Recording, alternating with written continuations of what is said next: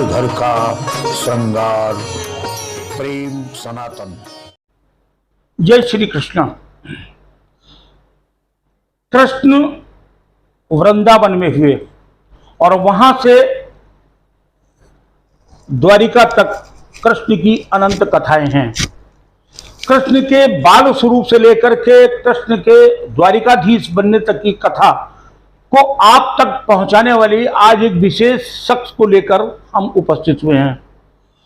और आज हमारे साथ हैं देश की प्रख्यात श्रीमद् भागवत गायिका आचार्य अनामिका शास्त्री।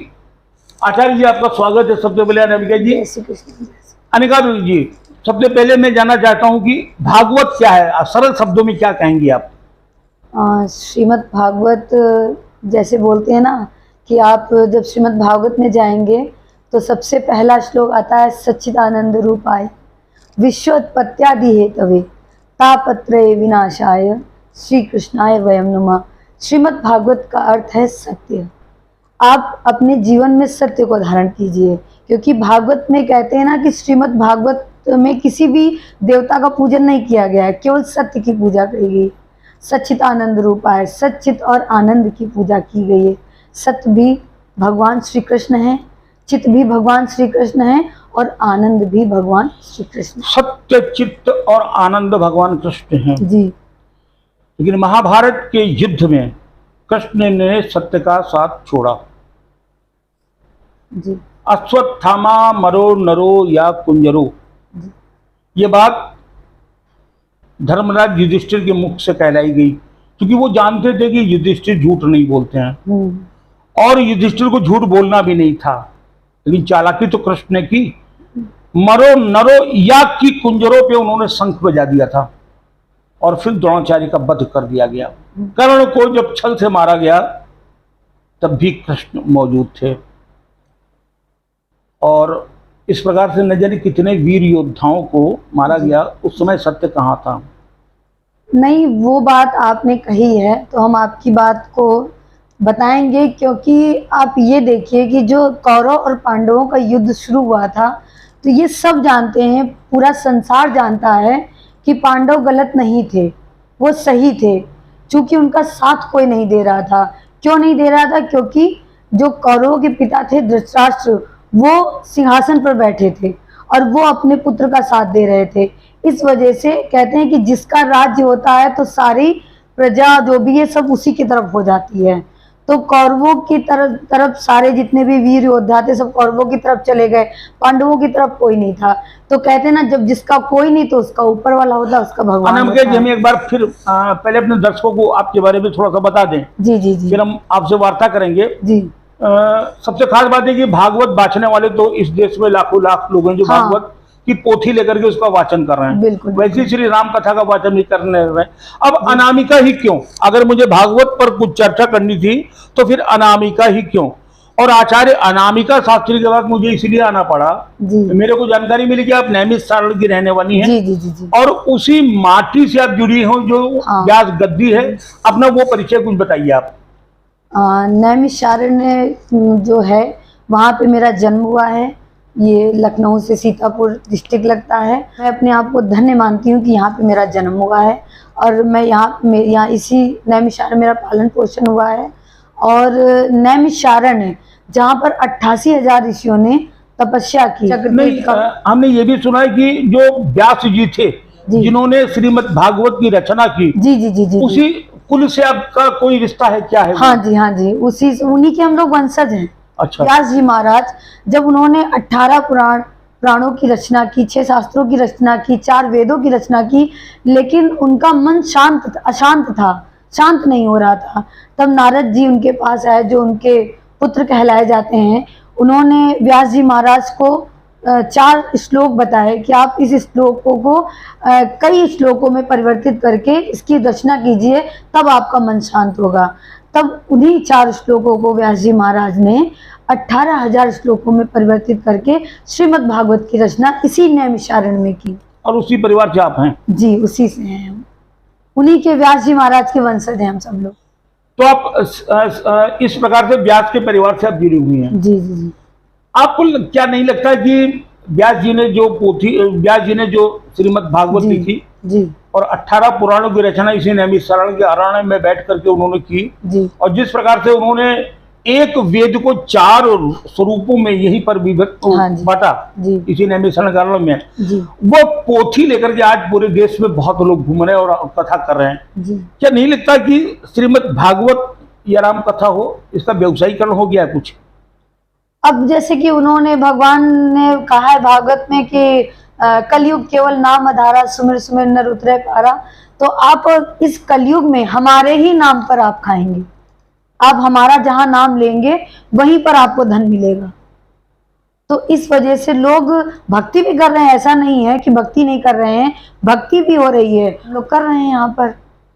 और जब कहते हैं कि जब ईश्वर साथ में होता है, जब हम ईश्वर का नाम लेते हैं तो हमें किसी चीज की कोई कमी नहीं होती है। यानी हम जब ईश्वर को बेचेंगे तो पैसा मेरे पास आएगा? नहीं, बेचना नहीं, इसको हम कह सकते हैं। अच्छा। बेचना नहीं, बेचना वो होता है कि जब आप हमारे पास में आएंगे और आप हमसे कहेंगे कि हम आपकी कथा कराना चाहते हैं, तो हम आप बहुत बड़ी मोटी रकम आपके सामने रख दें कि आप इतना दीजिए तो हम आपकी कथा करेंगे।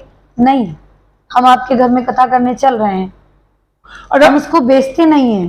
अनामिका जी, राधा का जिक्र श्रीमद् भागवत में नहीं है, विष्णु पुराण में भी नहीं है, जी कई पुराणों में राधा का कोई जिक्र नहीं आता है।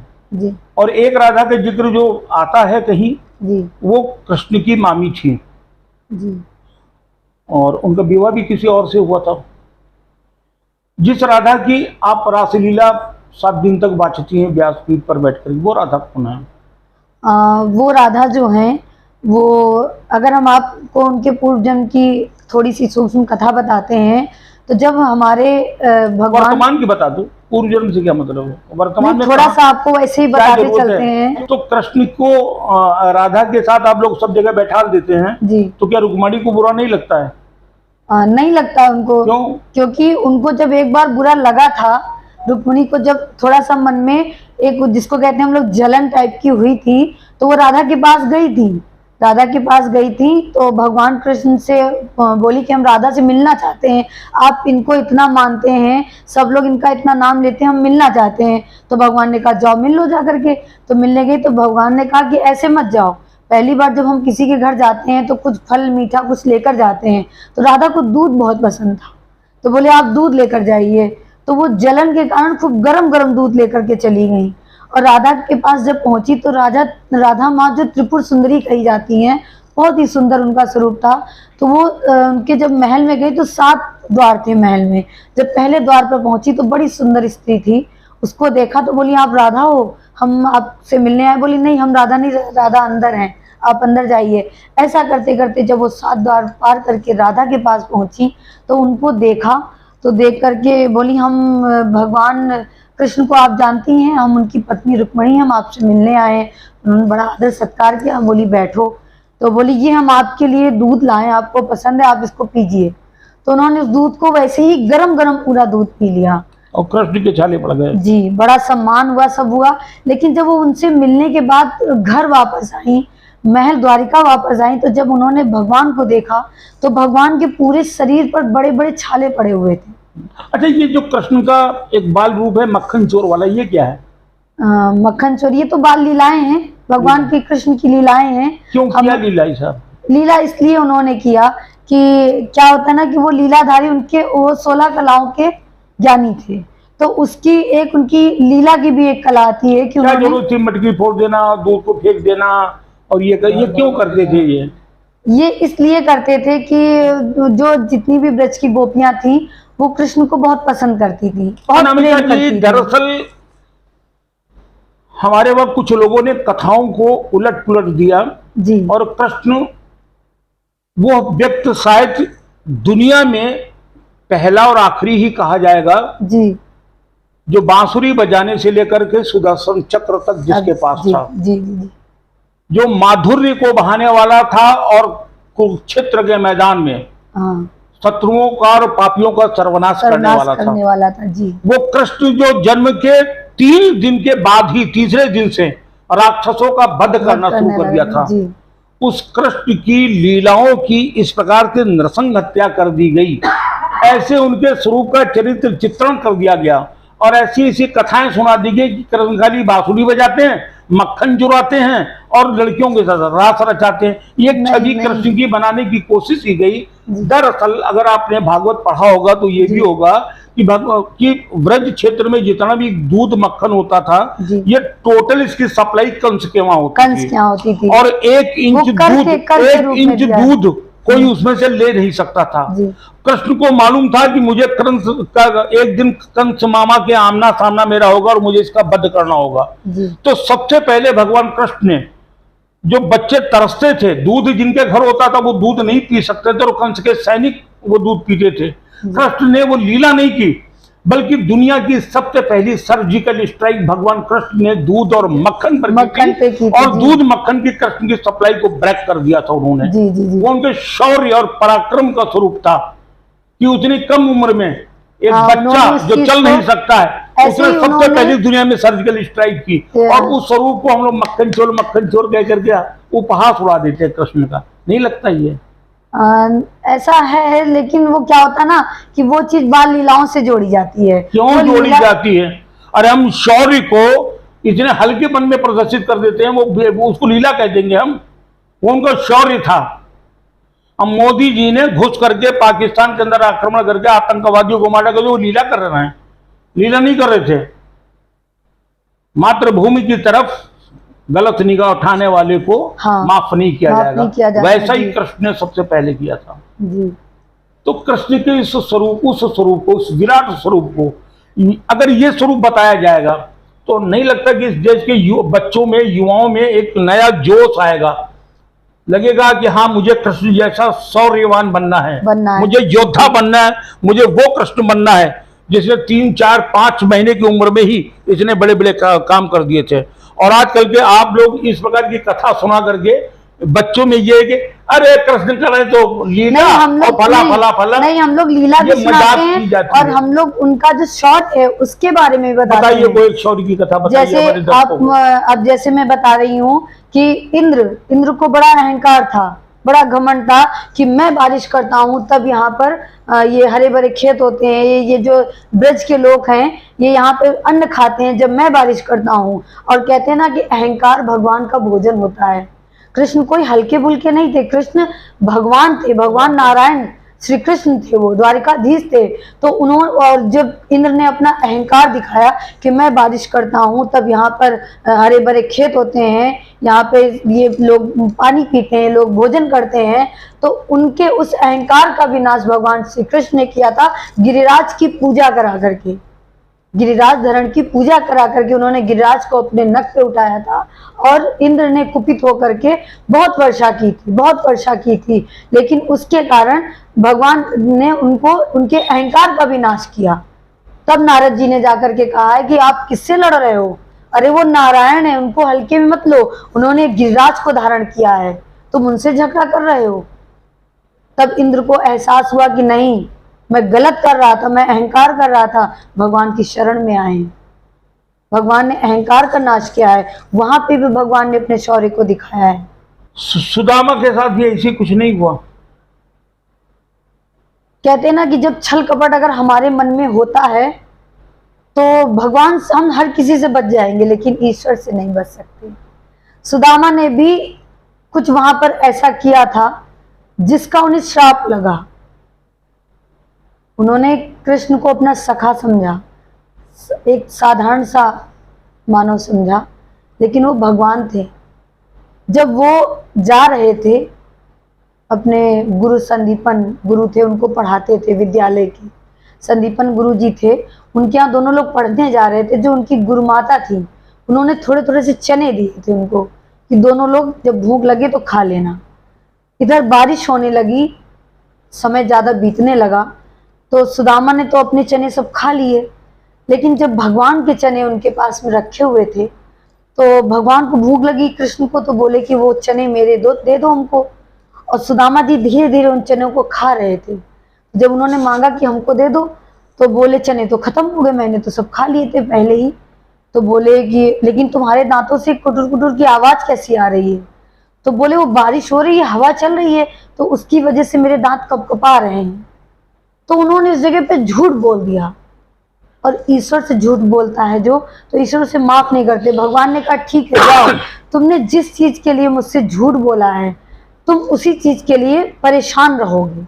ये कथा है जी तो ये कथा जो आप लोग बताते हो लोगों को जी कि सुदामा ने कृष्ण के साथ धोखा किया जी, धोखा दिया। और झूठ बोला जी और झूठ भगवान जान गए। जी तुम्हारा भगवान नहीं जान पाया झूठ। सुदामा ने कृष्ण को झूठ नहीं बोला, सुदामा ने कृष्ण के साथ कोई छल नहीं किया, बल्कि सुदामा ने कृष्ण को दरिद्र होने से बचाया। सुदामा का एक एहसान किया कृष्ण के ऊपर। आपने आधी कथा सुनाई और आधी कथा अपने दर्शकों को मैं सुनाता हूं। दरअसल ये जो बताया कि माँ ने गुरु माँ ने उनको चने की पोटली दी और सुदामा लेके चले गए और अकेले खा लिया, ये कथा तो आचार्य जी ने बता दिया। इसके आगे की कथा इन्होंने नहीं बताया और कोई व्यास नहीं बताता है, वो मैं बता रहा हूँ जो लिखा पढ़ी में है। दरअसल उसी क्षेत्र में एक वृद्ध महिला रहती थी और वो इतनी ज्यादा वृद्ध थी, उसको कई दिनों से खाने पीने को कुछ नहीं मिला। एक दिन एक सेठ उधर से निकल रहा था, उसके पास कुछ चने की पोटली थी। उसने उस वृद्ध महिला को देखा, बोले माता जी लो इसको खा लो। वो देके चले गए। माता जी ने उसको देखा, खोला तो उसमें भुने हुए चने थे। तो उसने कहा ठीक है, अब इसको आज रात में न खा के हम सुबह खाएंगे। ये कह के उसने अपने सर के नीचे रख लिया। रात में चोर आ गए और चोरों ने उसकी वो पोटली उठा ली। माँ चिल्लाई लेकिन वो दौड़ नहीं सकती थी। चोर वो पोटली लेके भाग गए। जब वो भागे तो वो सीधे उसी गुरुकुल में प्रवेश कर गए जहां ये पढ़ते थे और वो पोटली उनके हाथ से वहीं गिर गई। उधर से जब सुबह हुआ तो गुरु माँ निकली, उन्होंने पोटली देखा, पोटली में चने थे। उसी समय कृष्ण और ये जा रहे थे। उन्होंने वो पोटली उठा के सुदामा को दे दी कि तुम दोनों मिलकर खा लेना। उधर वो बूढ़ी माँ जब सुबह उठी, उसने देखा मेरी पोटली नहीं है, तो उसने श्राप दिया कि जा, मैं श्राप देती हूं कि मेरे ये चने जो खाएगा वो दरिद्र हो जाएगा। और जैसे ही वो पोटली सुदामा के हाथ आई, सुदामा ज्ञानी थे, विज्ञानी थे, खगोल और ज्योतिष के अनन्य ज्ञाता थे। वो जान गए कि ये किसी माँ की श्रापित पोटली है और उन्हें ये भी मालूम हो गया कि इसको खाने वाला दरिद्र हो जाएगा। सुदामा ने वो चने खुद खा लिए और अपने सखा को नहीं खिलाया, क्योंकि उन्हें डर था कि अगर कृष्ण को मैं खिला दूंगा तो ये द्वारिकाधीश बनने से पहले ही दरिद्र हो जाएगा। लेकिन सुदामा को तो किसी ने दरिद्र नहीं कहा है, वो कहीं पे दरिद्र नहीं, कहीं पे भिखारी नहीं कहे गए। फिर श्राप कौन सा लगा? श्राप उनको ये लगा कि आपने हमसे झूठ बोला है। झूठ बोला। कथा आगे आपने आधी सुना के छोड़ दी, मैंने पूरी कर दी। झूठ कहाँ बोला? और तुम्हारा अगर भगवान सही होता तो भगवान जान जाता कि ये तो श्राप की सुदामा ने मुझे बचाया। कुल मिलाकर के ये तमाम सी इधर उधर की कथाएं जब मूल कथा में जोड़ दी जाती हैं तो शायद मूल कथा अपने लक्ष्य से भटक जाती है। और ऐसा कुछ राम कथा के साथ भी होता है और ऐसा ही कुछ श्रीमद् भागवत के साथ होता है। और शायद गोस्वामी तुलसीदास को इसका आभास हो गया था, इसीलिए उन्होंने पहले ही लिख दिया था, हरि अनंत हरि कथा अनंता, कहाँ सुने बहुविध सब संता। यानी तमाम संत होंगे और सब अपने अपने ढंग से हाँ जी, बिल्कुल बिल्कुल। आप कोई भी आप उठा लीजिए, कोई भी पुराण उठाइए, कुछ भी आप पढ़िए तो आपको तरह तरह की कथाएं मिलेंगी। आप भागवत बातची हैं, मैं चलूं उससे पहले मैं चाहता हूं कि हमारी जो आपकी उम्र की तमाम जो लड़कियां देख रही हैं जी, जी, जी। और तमाम महिलाएं देख रही हैं, सीधे सीधे उनसे आप क्या कहेंगी?